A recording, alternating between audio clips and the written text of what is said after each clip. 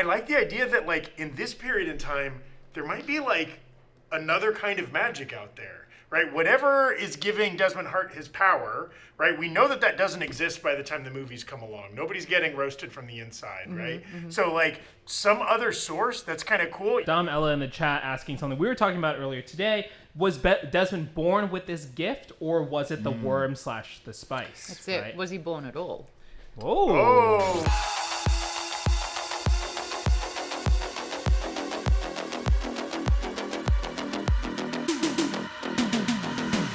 Welcome back to the break room. No matter what time of year it is, the spice must flow. And I'm not talking about the pumpkin kind, okay? Yeah. We're talking about melange. Today, we're discussing the first episode of Dune Prophecy, the new Dune prequel show out on HBO. They were pumping it hard all during Penguin. We were watching that and seeing a lot of the promo.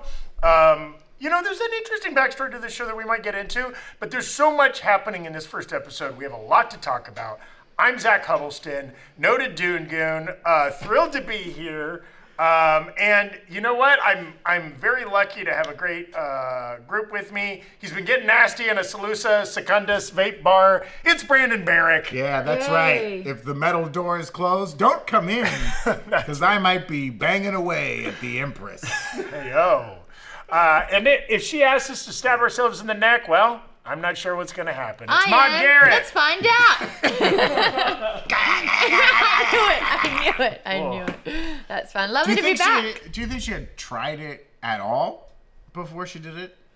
You just kind of get thrust in. She's like, by the way, I learned a trick. like she's been trying it before, and it's mainly like, pass me the sugar. I mean, does it work on does it work on dogs and cats? Can she like animal test it before she busts it out on humans? What you're doing now is actually talking about the origin of a sociopath who usually try to hurt innocent animals before they make their victims human. She wouldn't necessarily ask the dog to stab himself in the neck. She might just be like, come, fetch, or whatever, you know. I think that's how Dr. Doolittle works. Why did that not make it to the animals. episode? That's so entertaining.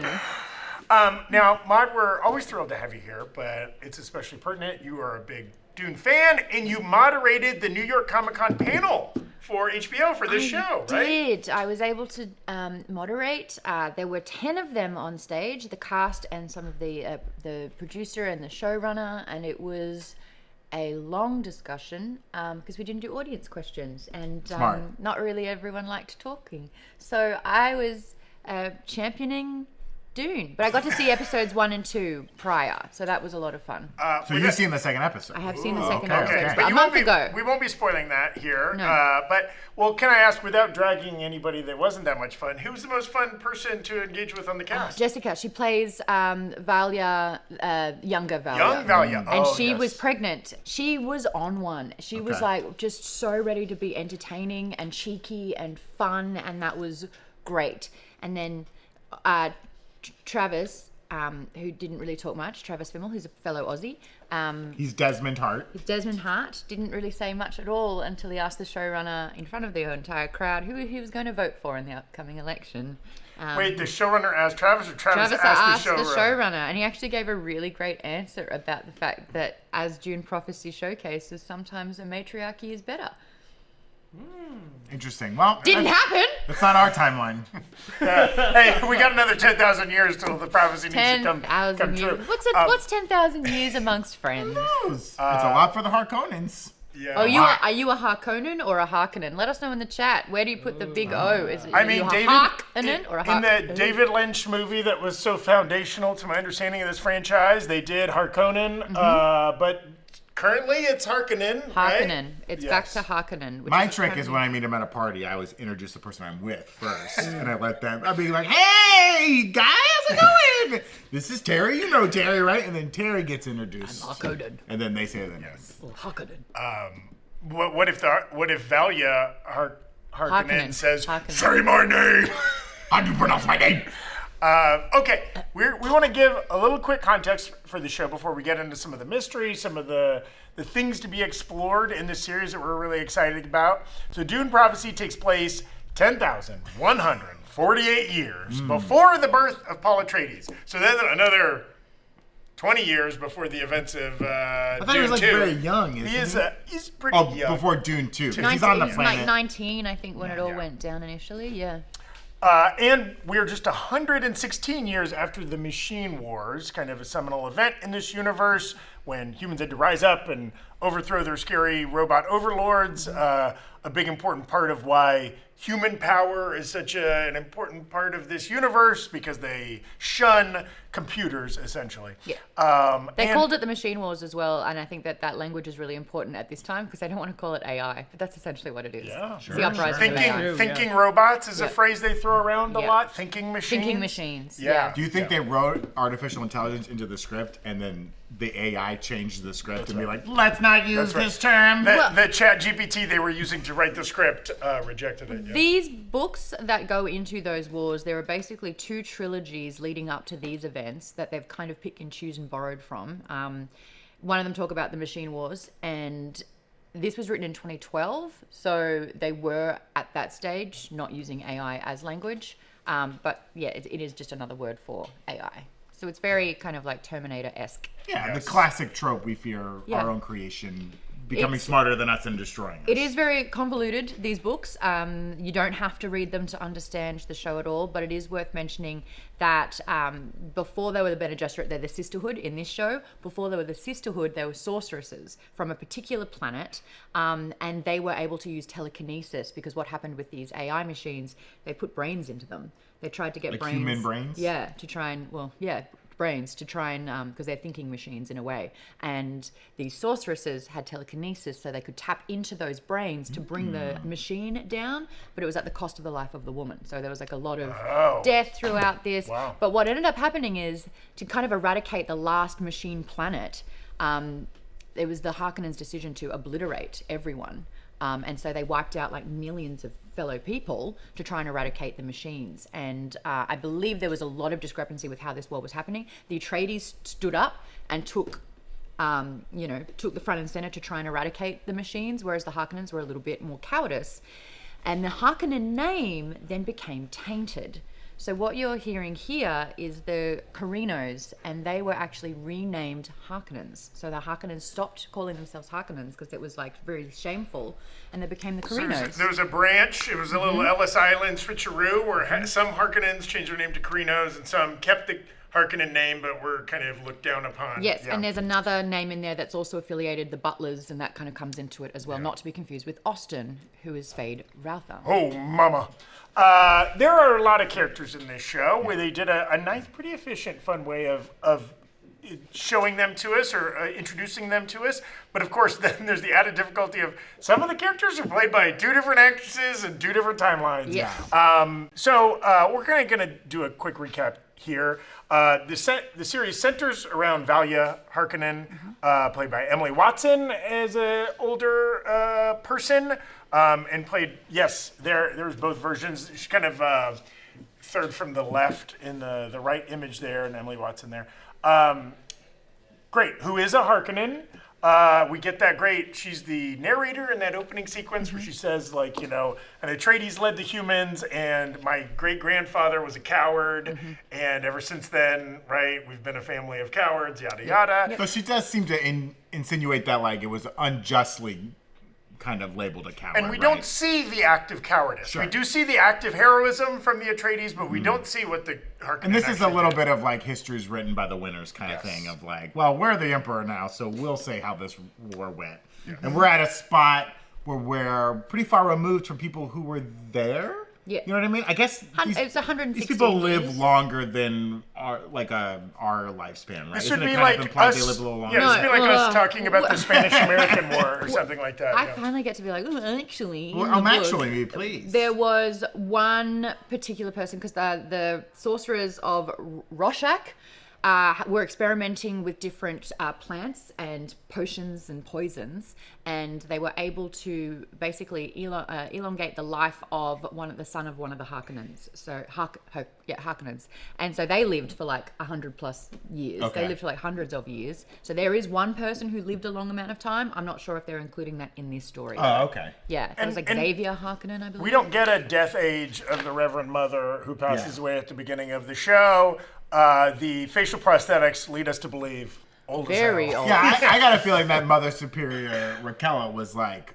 older than a normal person. Yeah. Yes. Due to She her could, abilities. well, and if she was fighting in a war 116 years Yes. before this. well, No. I guess, 80, do we? 80 years 116 applies to adult Valya, not to I believe child so, yeah. Valya. Right? So that's maybe, because it says 20 years later. 30 right? years later. 30 years later. So really the current events where we see Mark Strong and all of this is 146 years. No, I think after that's the Valya. 116 years. Okay, so then the young Valya, guys, this Yeah. is the kind of content you tune into. A timeline would be lovely. Like a date on the screen would just be Yes. ooh. So then young Valya, that is only 86 years after say the that. Machine Wars. Sure, yeah. So then, but still that makes the Reverend Mother easily well over 100. And she seemed like she was fighting in those wars, right? We saw her like an battle adult. armored up. Yeah. So during those wars with the plant life on Rorschach, there was a poison, and she kind of her body adapted to that poison. And what we saw in Dune 2 with Rebecca Ferguson's character, she had that kind of like enlightenment of the Reverend Mother. So that's why she's in that position, but it's not officially called, a Reverend Mother at that stage, the Mother Superior. Yeah, she's Mother Superior. Yeah. Yes, very Catholic. Great to see that that nomenclature is expanded throughout the universe. We get a lot of our favorite house names, right? We do get one Atreides in this show. It's they just kind of slip him in, and even, Like a sword master. He's like one of Yeah. the trainers. Yeah. yes, Yeah. and the Atreides family known for their combat skills, so it kind of makes sense that might be even 10,000 years beforehand. That might be the tactical experts sent in to try. Could they have picked maybe a more Uggo Atreides to train the good- No, Empress? they have to be man. good looking. Have to be. Yeah. Okay. They don't make any Uggo Hello. Atreides. Have you seen one? Fair play. Thank you. Okay, and then of course we meet Princess Ynez, daughter of the Emperor of House Carino, Mark Strong's character. There she is. So they're siblings, those two. Yeah. Yes, there's Constantine, the brother, and both Constantine and Nez bringing lots of sexy back. So can I ask front. a quick question with Nez? There was Yes. that interesting conversation she had with Asha, Yep. where Asha was like, when we found you, it almost sounded like Kasha. Kasha, Kasha. not Asha. Rest in peace. Asha's what I had for breakfast. No, that was. Kashi is what you had for breakfast. No, I had Asha. Oh, no, that was Osha. Isha. Yeesh. They did say the word acolyte on this show, and the hair stood up on my neck. I was like, don't. The conversation she had with Nez before she dipped out in the middle of the night, it made it sound like Nez was like an orphan or something that they Yeah, found. she said when we found you. Yeah, and I don't know. I almost read that as like she wasn't naturally born of this family, and they brought her to this family, or is it more that like when the Bene Gesserit found her, as in like they were introduced to her? I thought it was the latter Okay. in that, because she is, I think, an actual born Carino. She is the princess Okay. by lineage. You have to understand that at this stage, eugenics plays a massive part Sure, totally. of the Sisterhood, where they have extensive data bank of DNA. And so they are trying to... And we saw this in Dune as well. We are trying to find the best partnering to try and get... the prophecy, the man who was going to kind of like what we're seeing unfold in Dune 2. He was So no man, he was a boy. he was a boy. Well, 19. Just because it's Timothy Chalamet. Sure. Yeah. But I think what's happening here is that she's sort of got, there's been a vision, and she's kind of got a chosen one element, and she plays a Okay. really integral part on what's going on. So that's why the Sisterhood are very much manipulating and trying to play puppets with the marriage that's happening Yes. here. So we're well, saying like we found you. That's more of like when we, the Sisterhood, read the genetics and found you. Then I came and met Well, you we physically. don't know. I don't what know I'm that. thinking. I don't know how much I agree with that, because I don't know that we ever get confirmation that Nez understands the prophecy, the eugenics, or whatever. Right? This seems like it's a decision she's consenting to go She study wants with to go them. to the Sisterhood. But that's kind of like, oh, I've got some time. I'll go study abroad. But no. So what's happening is the other acolytes are getting really, really mad that she's just had the rope, sort of like the Sure. express paths to go in there, and that's because there has been sort of like a vision, a prophecy, and she plays a Oh part. in yeah, it. but I don't know how She's much important. Nez knows about that. Well, I don't think Nez knows anything about this prophecy. Nez knows that she's going to be ushered Yeah, the into way it. the way the showrunner kind of talked talked about it in the podcast after the first episode that HBO puts out. She was saying that, like, you know, Nez recognizes that she's in this position where she's going to have to marry this young boy, 9-year-old boy, just to keep the peace in the universe and to keep the family going and all that. And she has spent a lot of time with Lasha? Who is it? Kasha. With Kasha. She's become close with her, Yep. and like really appreciates what the Bene Gesserit are able to do, how they're able to Sisterhood. They're not Sisterhood. Benes Sorry. yet. That's all good. The sisters are able to do. They're able to deduce truth from fact. Sometimes they're able to, like, they have a lot of power. I think she recognizes, I can marry this boy, go away for like 10 years, learn this power for myself, and then be emperor with this power, not rely on another person, and just be in charge. I don't think she sees it as like, I'm helping the sisterhood. No, yeah, she says, I want skills. I want to acquire she's skills. doing it solely for herself. It will help me lead. Also, I get to do rain karate and all kinds of cool stuff. I'm wearing robes. Yeah, that's it. She's like learning physical prowess. I'm vibrating water with my prayers. There's a lot of cool shit going on with the sisters. Yeah. Evan, did you just raise your hand? Oh no, I was just the rain karate. He was just loving it. He was just. Shout out, throw in the chat if you're doing rain karate out there. Let us know what your practice They is said like. the director of the episode Did it. too, Yes. because she wanted to show the other actors, like, hey, if I'm a lady that can do it, you can do it. Which is, too. I've never had to personally experience this, but I know from watching enough directors' commentaries and whatever. Anytime, right, that is not real rain, obviously. They have a hose machine. The water, always cold. I don't think they have a way of heating it. We're not going to pay money to heat it. Unless you're in a warm climate, right? Like you are holding horse pose or whatever while while cold hose water flows down. But all the actors, they get a wet bump for that. They get paid more because they got wet that day. We talked about that with Agatha. Yeah. If you get wet, they have to pay you a little bit more. Is that from Lost? I forget what show it was from. Yeah, Lost. Because they had to be wet so often. And they're like, this is miserable. Yeah, you get paid more because you have to be fucking so wet. I didn't know that. You call it a wet bump, you can call it moist money. Yeah. You can call it Damp dollars. Oh, I Gush Gold. okay. Anyway, end of episode 1. Clammy coins. That's enough. That's enough. Rain Returns. Rain returns.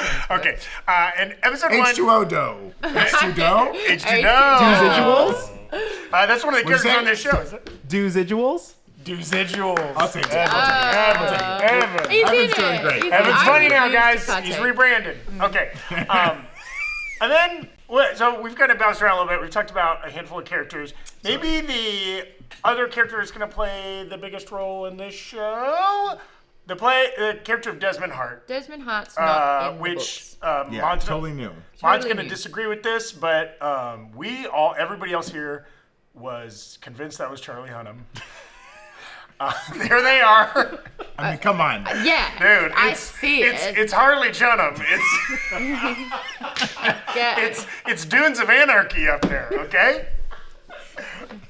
Charlie Fimmel. Hunnam. Got it. Well, that's Travis Fimmel. He's Australian. So there's actually four Australians in the cast for this show. So where's my Aussie count? Is it going up? Bing, bing, bing. Yeah. Bing, bing. Good. Yep, And, going and up. to be fair to that gentleman, star of Vikings, he's a well-established actor in his own right. He just happens to look exactly like Charlie Hunnam. He has morphed. But can I actually give a little background Please. about Travis Fimmel?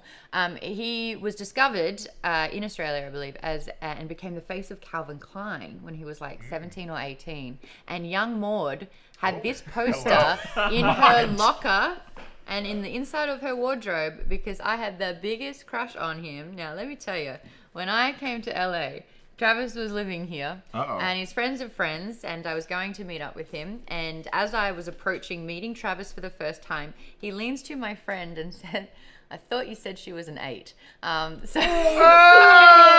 Oh! So that was the day that Whoa. my And by that he meant dreams you were clearly. died. By that he meant you're clearly a 9. Obviously not. Dead to me, Desmond so Hart. what's I been- wish that worm had never spat you out. But what's been really funny is that like our career paths have like intertwined. So I've interviewed him when he was doing Warcraft the movie, and I will say that one thing about Travis is that the biggest token of information I got interviewing him for the Dune panel here, I said, "Wow, this is really cool. You're doing sci-fi," and he's like, "I hate sci-fi." And I was like, We all just got And Very then he's quiet like, in the studio. And then he looks at my my questions and goes, "Can I just cross out all of my questions? Can I just not?" And then got really chatty because I ignored him on the panel. But this is a really interesting thing because I don't think he's acting when he's in the show and he's just a bit disgruntled and he's like, He hated being there. I just don't think he's acting in this. So I wish, Travis, I wish you His were. outfit kind of looks like Ryan Gosling's outfit in The Fall Guy when he's filming that sci-fi. Oh Yes. my God, He's you're basically right. It's a little wearing bit that. Johnny Depp cosplay, a little. I was like weirded out when like that was that the only clothes he brought to the. He's wearing it to everywhere. the formal Survivor. dinner. He's a survivor. Also, like, but, like the walking clothes around, he wore. skulking around the hallways at night to find a little boy. It's like, take your coat off. What are you doing? It is rude that they didn't offer him more clothes. No, I and love it that it was take your coat off and not don't kill a child. Well, Did you meet that kid? That goes without Did saying. you meet that but kid? also, it's like military officers always have their dress whites. Yeah. Yeah. Right? This guy's got his all the time browns. Okay. I will say, Brandon Davis, BD in the chat, saying Charlie Hunnam from Wish, which I think is our part of Timu Charlie. app description, Brandon. Yeah. Thank you. Most definitely. Yeah. So this character is fascinating. I think there's a couple big mysteries that this show is having some fun with. Yes. But it feels like maybe the biggest is what's his deal. Right. Okay? Definitely feels like he's going to be an antagonist to the Sisterhood, to Valya's plans specifically, but we don't know to what end. Yeah. Is he just pissed at the sisters? Does he want the throne for himself? What the hell happened with that worm when he Yeah. crawled out of the sand? What's happened going with that worm? and how Did can he get eaten? How can he light people up from the inside across galaxies? Yeah. So it's like, was it called pyrokinesis? Yeah. Is that ability to set people on fire? Mm-hmm. I want it. I would only use it like 4 times, but I would do it for sure. Now, in that scene when the little boy, do when it. little Lord Fauntleroy incinerates, right? He apologizes to him. I'm sorry that you seem like a good guy. I'm sorry this has happened to you. And like we see Desmond kind of like straining. There's a little like migraine face. Yeah. Does that mean he is like telekinetically doing that, or just like this process is painful for him to witness, or the same force that is killing this boy is having some kind of a non-lethal impact Or on him? was it bad acting? All applicable. All Damn, dude. applicable. I was ready. I thought Maude was going to straight up defend this guy. I know, me too. Because he's from her homeland. Everything has changed. I was like, guys, just so you know, Maud's been talking to me before the show. I did. I was in the document, and every time he's like, I can't tell the difference. I was like, as an Australian, my Aussie blood is boiling. But you know what? That's side by side. Let's have a look at it one more time. Not boiling like a couple that characters Actually, on this next show. time, like, take the names out from under it, and we Yeah. have to try and guess. We should have a game like Hunnam or Fimmel or. Yeah, by the end of the Yeah. show, once we've collected enough stills of that and Yeah. of him, and then Guns of Anarchy or Sons of Anarchy, then we'll like do a little swapperoo. Yeah.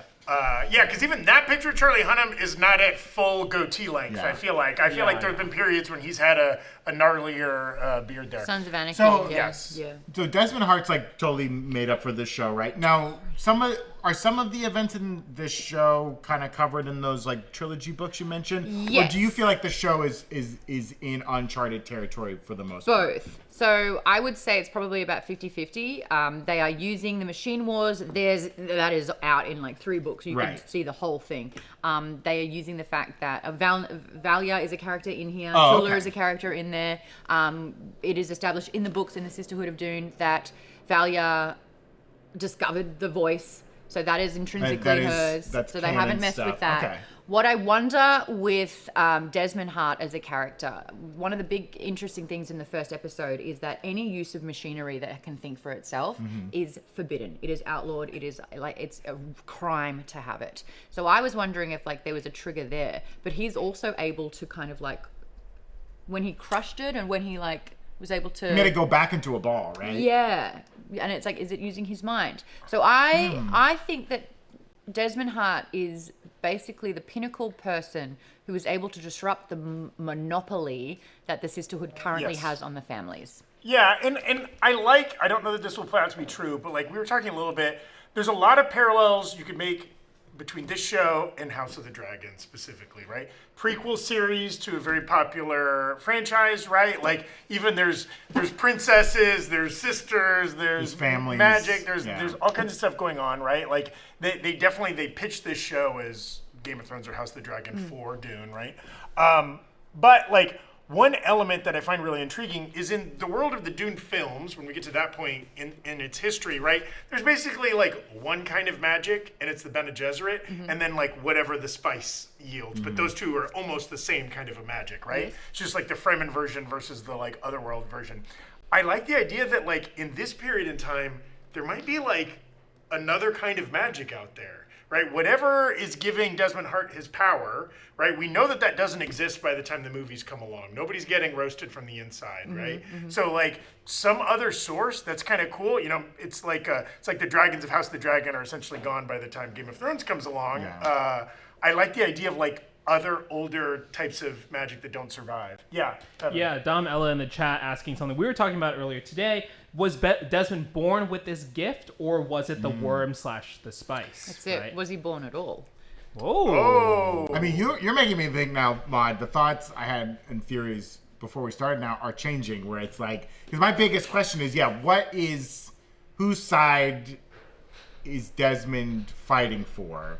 And originally, I was thinking like, oh, it's something just located on Arrakis. It's whatever the Shia Hulud is, and it wants to get rid of these forces, and it knows that the Sisterhood is kind of pushing this thing, so it's pushing back. But now I'm wondering, is he somehow infected by machinery?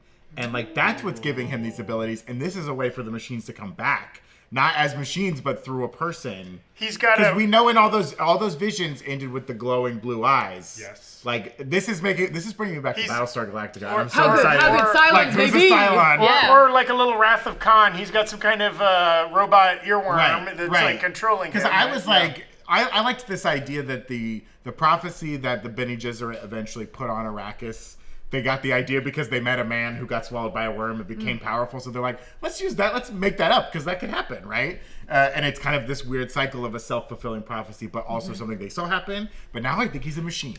Now I think the machines have infected Two him. other questions I have with Desmond Hart, and I don't think we can answer either of them. But who left the little video disc for the Emperor to discover? We don't Right. know. Yeah. I mean, you can make an argument that Desmond did, because he wants the Emperor to be impressed. Yes. Right? To realize, like, oh, I'm dealing with a real one here. I'm going to trust him more But than my lied. truthsayer, right? He didn't tell him about the worm. That's the other thing. No, but he wants him to footage- see it for himself. That footage outs him as something other, Right. you know. So I don't know, but there is a big change from Mark Strong's character after seeing that, where he's like, actually, I think this Yeah. is someone we can trust. Mind blown. Mark Yeah. Strong, not a wife guy. Does not listen to his wife. Not a wife ever. guy.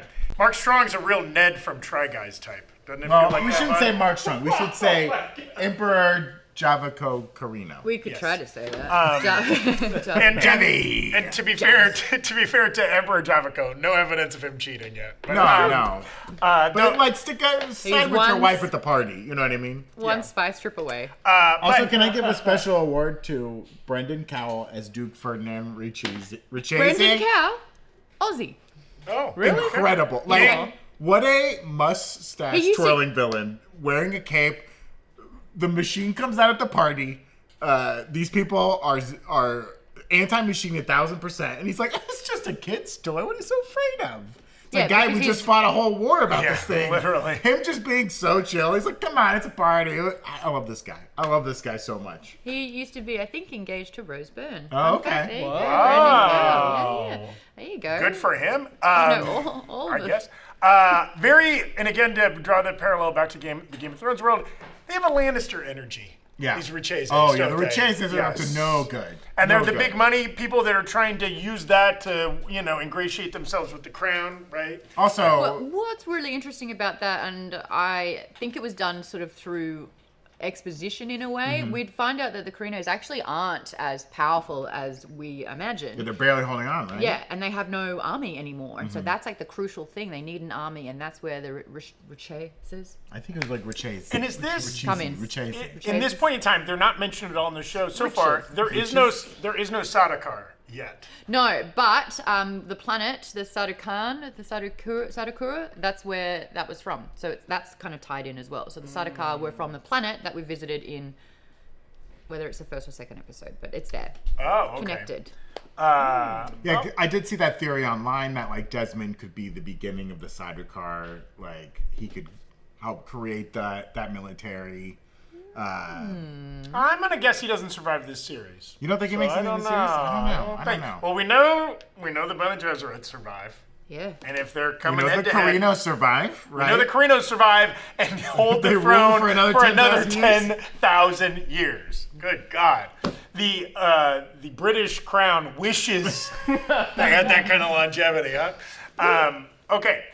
Real quick, we get a lot more we want to talk about with Dune Prophecy, but we want to shout out True Classic for sponsoring this episode. I have a little True Classic t-shirt. Whoa. Under the desk right here. This one's a little wrinkly. Don't hold that against True Classic. They don't come wrinkly. This is because this one's been shoved under the desk for a little bit.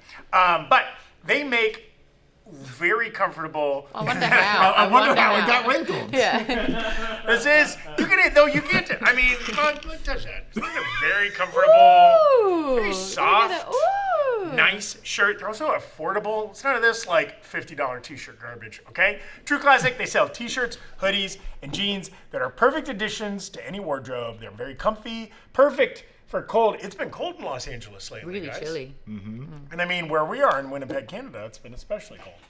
That's an in-joke for people that have been watching this show While for 2 that's years. been going. okay? I still can't point to it on a map. True Classic also has a ton of bundles and multi-pack options. So if you find a shirt you like, it's easy to double down and kind of fill the closet out, okay? Oh my god, can I just really help Yes. with this? Okay, so guys won't actually say this, but what this is a capsule wardrobe. So you get your standards, you get the tried and tested true. So you need your jeans, you need your crisp white shirt. That's called your capsules, We don't right? got a crisp shirt. No, well, that's it.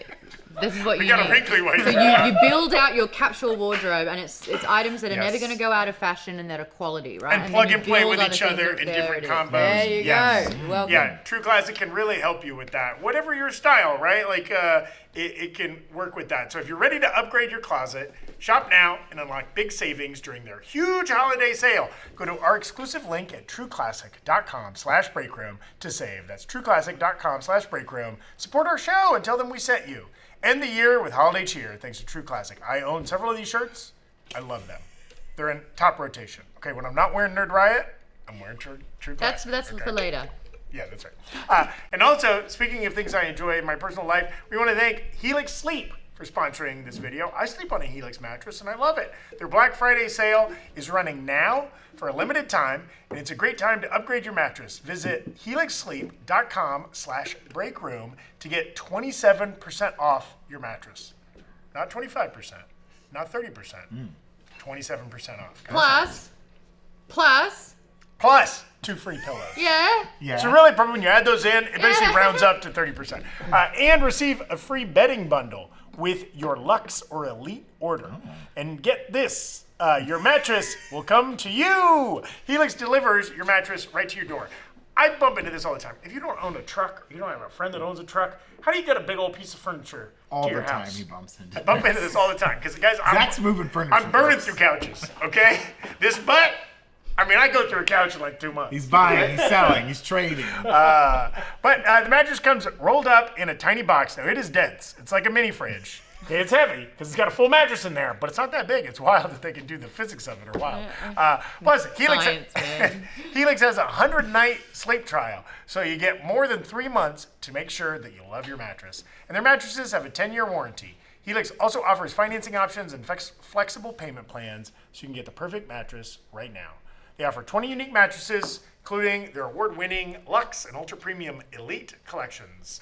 Helix Plus for big and tall sleepers, and Helix Kids for pets. It's for kids. pets. It's for kids, guys. It's for kids. It's right in the name. Finding your perfect mattress is so easy thanks to Helix Sleep's quiz. So thank you so much. Visit helixsleep.com/breakroom to get 27% off your mattress plus 2 free pillows and receive a free bedding bundle with your Luxe or Elite order. And some customer testimonial here. Alicia VP16 in the chat, regular chatter, saying we got a king size Helix and it has survived 2 adults and 2 kids jumping on the bed. Oh, hell yeah. King mattress. size. King size. One day. You One are day. supposed to buy a new mattress between every 7 and 10 years, by the way. And you sleep a third of your life. So that's Yeah. a third of the time you have your face on the same square of fabric. Replace your pillows. I mean, I got Gotta sheets replace and those fabric pillows. Pillowcases. Like change those out regularly. No, I've no, got you a- better wash your pillow too. I've got a super heavy head. No I'm one going knows through what pillows faster than I'm going through couches. You know what I mean? He's moving mattresses. He's moving couches. You know what? We're going to take a brief break from Dune Prophecy Yeah. Oh, okay.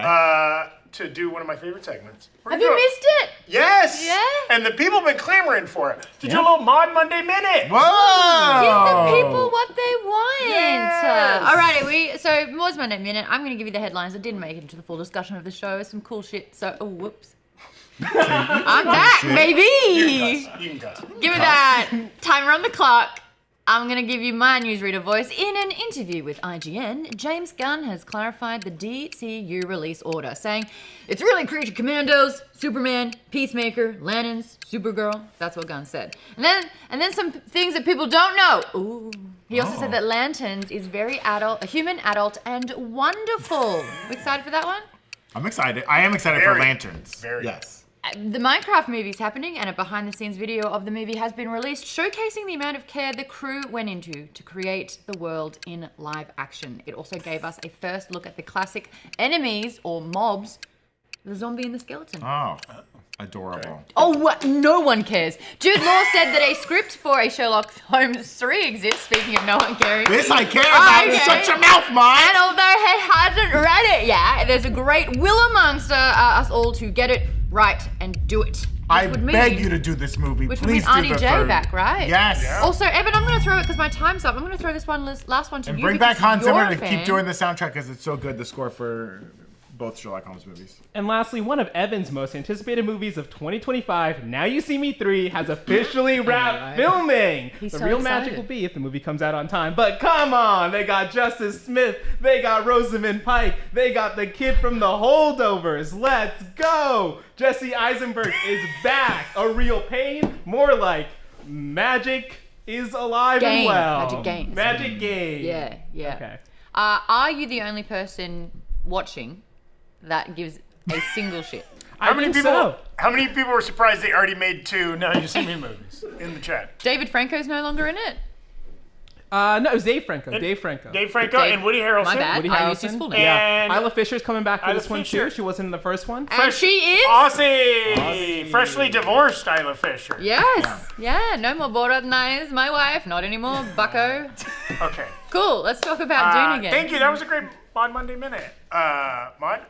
And also just a very quick, we might come back to this at some point in the future, but like that confirmation of the DC timetable is Yeah. interesting. So we know 2025, we're getting Superman, Creature Commandos Finished wrapped filming, over. wrapped already. Yes. Creature Commandos this December. Yeah. This 2025. December into January. Yeah. Superman in July. Finished filming, right? Finished filming. They're already supposedly doing some screenings. That's maybe not of a finished movie, but I'm sure James there's, Gunn. yeah, just Yeah. test. Peacemaker 2, finished filming. Yeah. Yes, That's wrapped? and that, but apparently that's coming after Superman, so maybe that's late 2025. And then in 2026 we get Supergirl and Lanterns. Right. But no other films or series yet.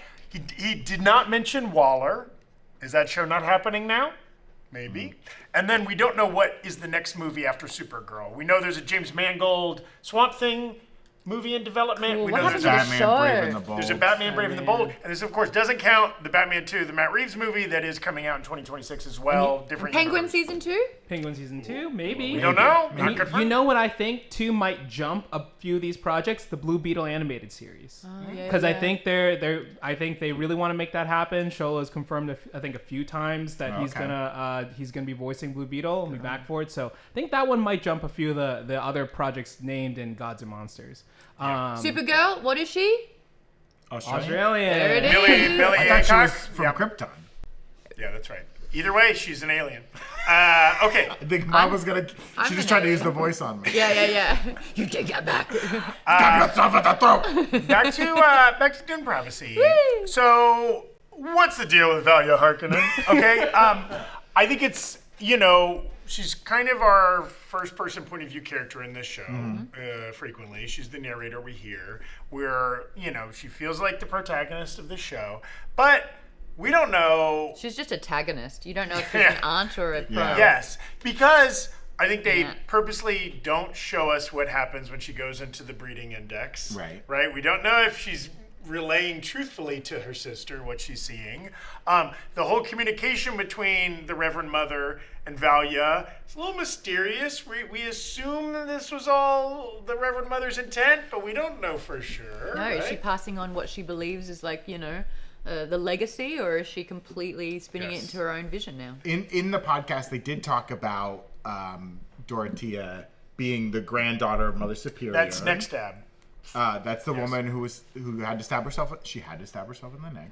She had to do it. The voice They were saying that, like, before the events we see in the show, right, at some point she went and was with the Butlerians for a little while.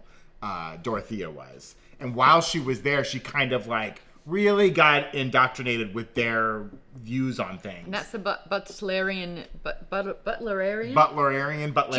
Yeah, they were the ones who, like, really pushed the machine war, like, fighting against the machines. They're, like, completely anti-machine, and they lean, if I'm correct, like, way more religious, way more spiritual about it. And so when Dorothea came back to the Sisterhood, she was a little more Butlerian than when she left. It's sort of like a religious. Yeah, and so when she's interrupting the funeral and she's like, ladies, we got to be pious. We got to lean in on this. She can see that Valya wants to go the other direction with it. Now, I think I read it all to be that, like, Mother Superior Raquella on her deathbed is like, I can't hand the reins to my granddaughter because she's a little too zealous with, like, the religious side of this.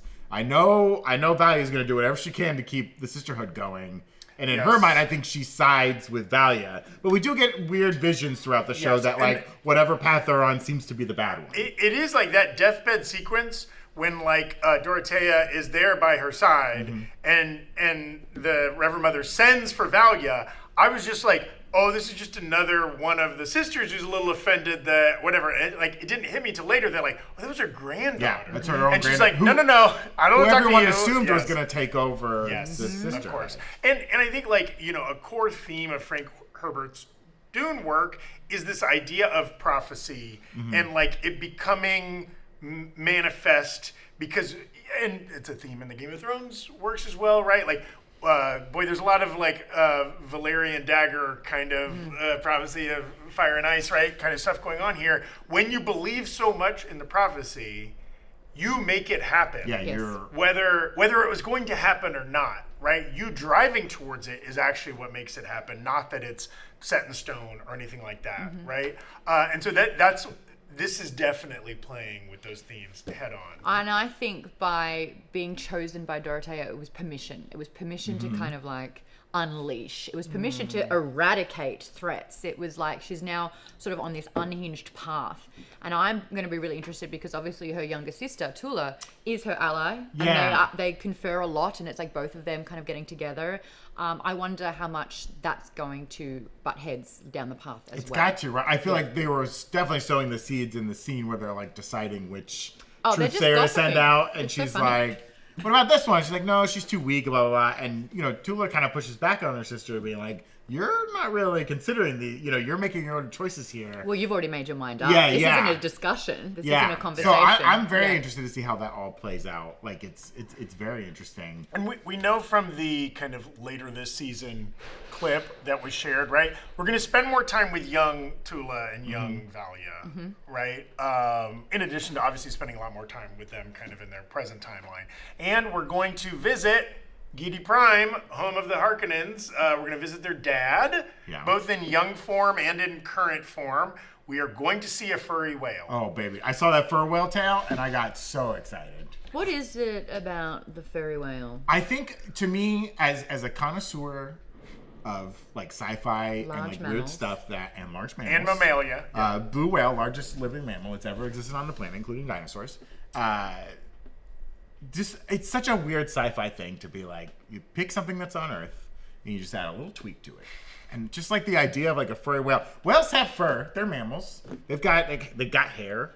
But, like, the idea of, like, a fully furry one is just so weird and specific. I don't know. This is like the clip where you just see its kind of tail poking into frame, but it's like black bear type fur. Yeah.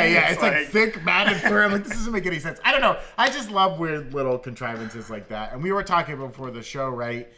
This show takes place 10,000 years before the movies, but a lot of the cultures seem kind of similar. Like, they're going to be the same way in 10,000 years. They're wearing their little outfits. But the Harkonnens, They are like backyard yokels right now, and they're going to become They got fur? metal, bald, white, Yeah. colorless. Speaking of fur, Cannibals. Yes. And I'm like, I just love meeting these people now when they're like, their planet- terrible little their whale planet farmers. currently is not black No, light. it's ice and snow. It looks like the North in Game of Thrones. Yeah. Now, Maude, why do you think Valya is denying a truth-sayer for her own people, who she seems to want to do right by, but she's mad at right now? Well, there's a great. What do you think her reason is for that? There's a great quote in here about lies. How lies are so important because it's you have to figure out how to extrapolate some of the truth, project some of the lie. Who you lie to yourself just as much as you lie to others. So there's such an emphasis on lying. And liars are survivors, they make a point of saying. That's Yeah. like a human's greatest ability is its ability to lie. And what I love about the Bene Gesserit and always have is that they are so powerful and they are pulling the strings and they are creating prophecy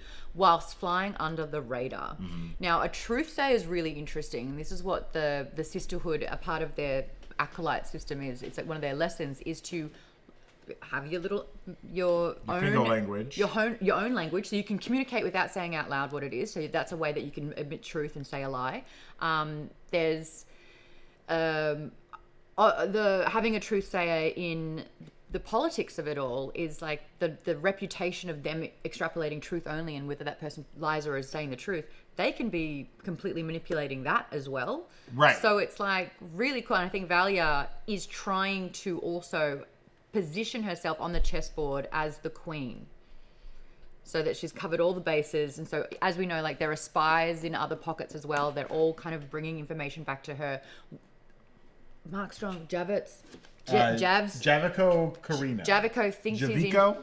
he thinks he's in charge. He's not at all. Right. And then there's also like Valya thinks she's in charge, but is she with the introduction of Desmond Hart? It's going to be a collapse. And I do love the Game of Thrones parallels, because what I found the most interesting with Game of Thrones isn't when you're talking about the Lannisters and the Starks.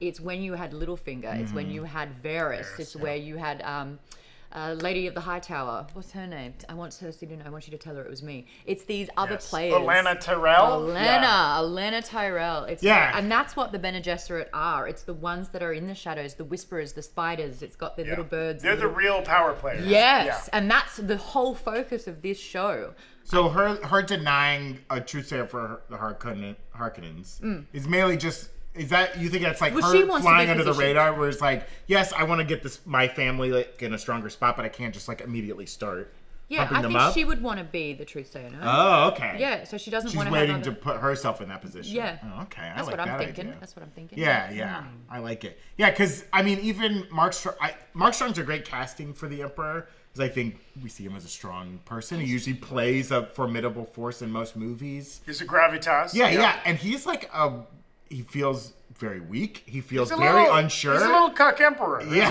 and it's like every time anything happens, he's like, "What's Kasha got to say about this?" And it's like, she's worm tongue. Really? Yeah, and like you don't know. And his excuse is like, "Well, she's never done me wrong before." And it's like, you don't know, my guy. Dude, and he's kind of doing Didn't the you just Narcos. admit that your family's on the edge? Yeah, army. Yeah. Like, He's doing the Narcos Pablo Escobar meme. He's just staring off into the ocean. Also, where's the security for the Carinos? Okay, Nez is allowed to go to this fuck bar by herself with no security. We gotta talk. Okay, Go into another room. Also, the Emperor's allowed to stand on the edge of a cliff with no one around, and Charlie Hunnam can walk up behind him. They got infinity pools. Charlie. They got infinity pools on Salusa Secundas. I want to talk about this. Speaking of that club, okay, this is our first peek into nightlife in the Dune universe. Okay. Well, I think we could consider what Austin Butler was doing as nightlife. Well, that's a kind of nightlife, yeah, for sure. But this is like brother sister doing tutors of some substance in the car ride. Maybe spice. Maybe not spice. Maybe spice. Maybe some other drug. They got more than one drug. They arrive. It's a vape club.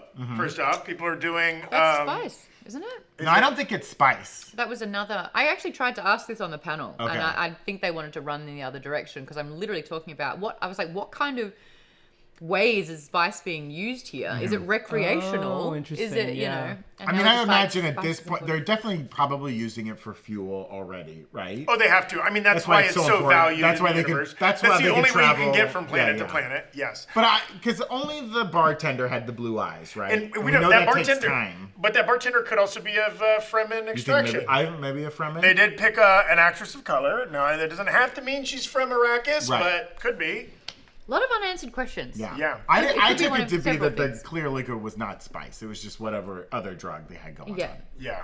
They The, got the tons of hookah, Yeah. the dukkha, if Yeah. you will. They're doing like the bath salts version of spice. Yeah, you know for what sure. I mean? It's the fentanyl. not pure. Of melange. Now, and then we get a little sexy Harkonnen Atreides action. Right. Okay. There's some groin Carino. grabby. Well, I guess Carino. technically she's Sorry. Carino. Yeah, but we know she's a little Harkonnen. Also, the classic line of "You're not going to see me again in 2 days." Did She's that, definitely knocked up, right? She's definitely knocked up with an Atreides baby. we don't know. I mean, What's the prophecy, though? it doesn't they matter about the always- prophecy. We're talking about the penis. Well, right now. and we know that Oh, no. the penisy. We also know that what is the prophecy is that these two, it's the Capulets and the Montagues, right? These two houses that are always butting heads, that are always pitted against each other, but it's them crossing breeding lines that eventually brings about Paul Atreides, right? Who is half Harkonnen because his mother was a Harkonnen, right? So it's like. It's fitting that 10,000 years before, these houses are already kind of mingly and... Because I imagine, and again, I haven't seen any more episodes, but I think Nez is probably going to get knocked up by Atreides. Obviously, Pruitt's dead, so it wasn't him. He was also 9 years old, so probably not him. They couldn't get pants all the way to the ground for that kid. No, I like the short pants and high socks. I think that was cute. It made him look Fashion even younger. 10,000 I think that was years ago. adorable. That's all part of Dad coming in, He being had like, a- "Look how evil I am. I'm gonna make this boy look like he's 7 and he's only 9." He had a growth spurt. But I think Nez was maybe gonna be impregnated, and they're gonna have to figure out how to deal with this situation because they maybe try to play it off like it was Pruitt. They or- also, so we haven't really talked about the four acolyte trainees of the Sisterhood, Right, right? right. Jen, Lila, Michaela, and Emmeline, and obviously there's a lot there, but those are the ones that we get to spend the most time with. And it's little Lila, the tiny one, who's the natural empath, who mentioned she was born in the Sisterhood, and they kind of talk about she's not. Tula's favorite. Tula's Yes. favorite, Yep. and not knowing who your parents are, the sisters may not know, or they just don't tell you. And again, the parallels here to the Catholic Church, babies getting dropped in baskets at rectories or whatever convents. So there's a little bit of that, but also is that sometimes well, if a sister gets pregnant in her duties. Oh, okay. And you can kind of be a second generation, a blood witch, if we're using the lingua franca of Agatha all along. Yeah, right? Is the Sisterhood at this point? Are they like concubines, like the Bene Gesserit kind of become at some point? Do you know? Well, they Maude? get placed in important families Right. to do exactly that.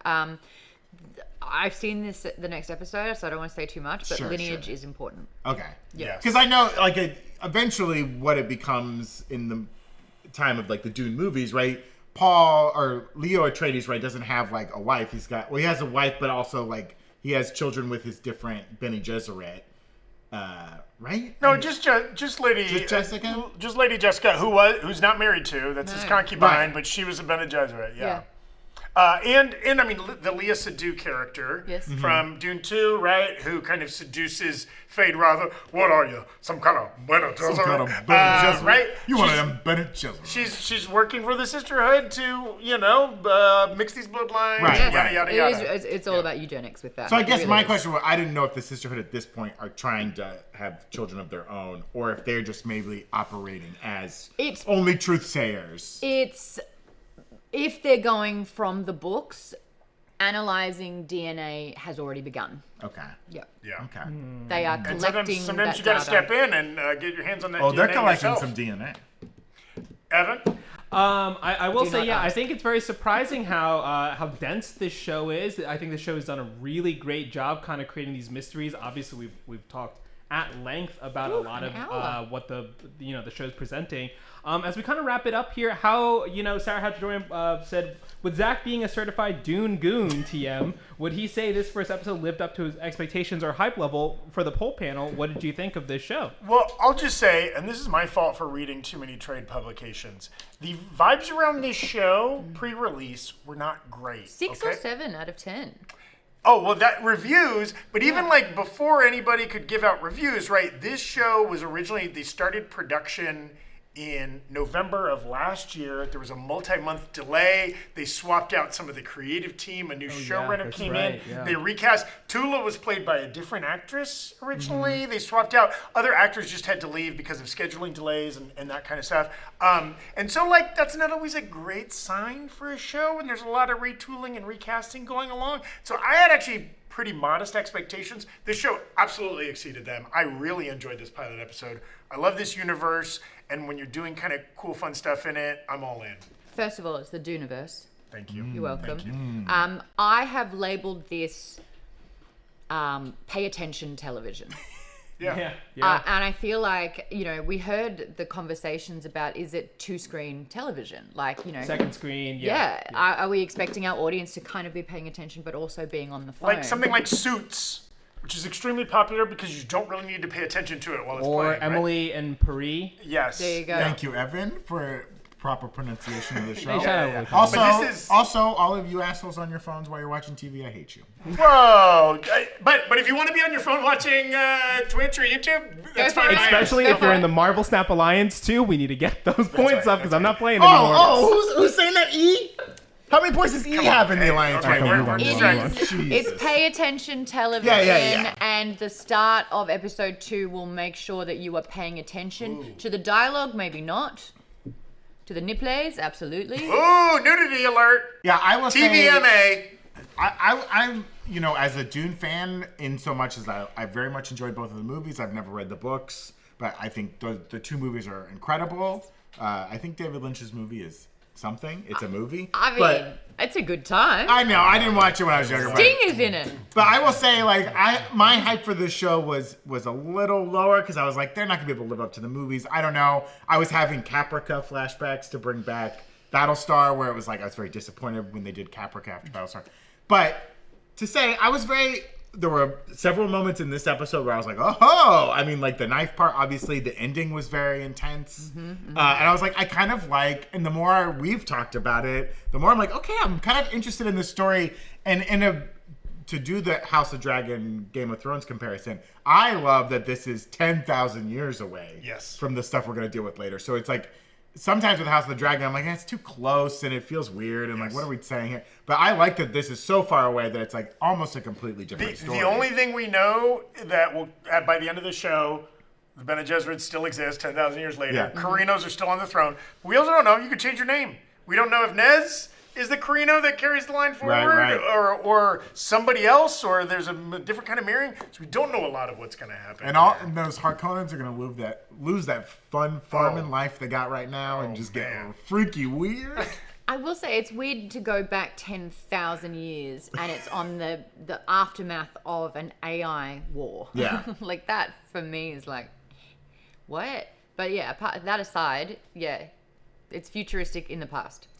But I do also love too that it's so close to the war itself that there's a whole faction of people who are like, we're not gonna keep doing this no machine thing, right? We're eventually gonna get computers back.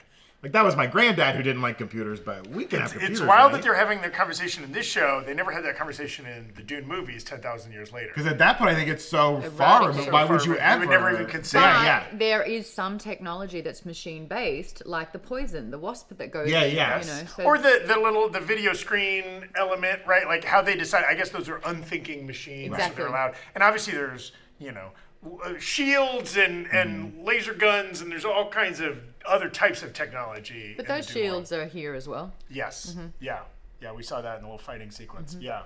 A lot of great stuff. I'm very excited. Again, the tease of what's to come this season looks really cool. Didn't give that much away other than We're going to go to Gidi Prime. We're going to spend some time with the Harkonnens. There will be more palace intrigue. That's all we kind of got from that, but I'm very excited. 6 episodes. Yeah, I only got 6 episodes. Short season. I'm pretty sure they're going to be 1 hour episodes though. This was a chunky one last night. It was really like over was. 60 minutes. Yeah.